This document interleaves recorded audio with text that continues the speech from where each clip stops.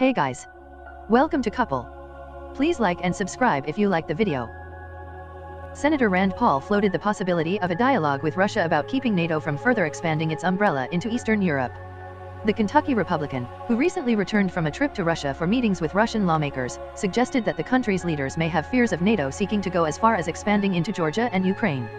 Sanctions are sort of the stick, and the question is, what is the carrot? I would say that one of the carrots might be considering whether or not we continue to insist that Ukraine and Georgia be in NATO, Paul said. I think that if you really wanted to influence Russia's behavior and you were talking in a one-to-one basis with Russia and you were to have some sort of agreement, I think an agreement not to have Ukraine and Georgia in NATO might lead to less conflict in both Ukraine and Georgia. Paul was speaking at a Foreign Relations Committee hearing on U.S. Russian relations featuring testimony from both the State Department and the Department of the Treasury.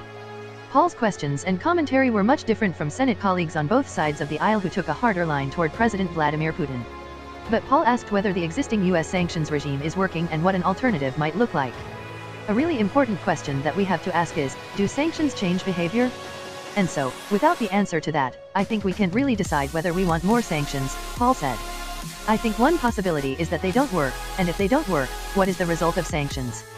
The Kentucky Republican suggested the Putin government could become more closely aligned with China as a result of economic pressure by the United States.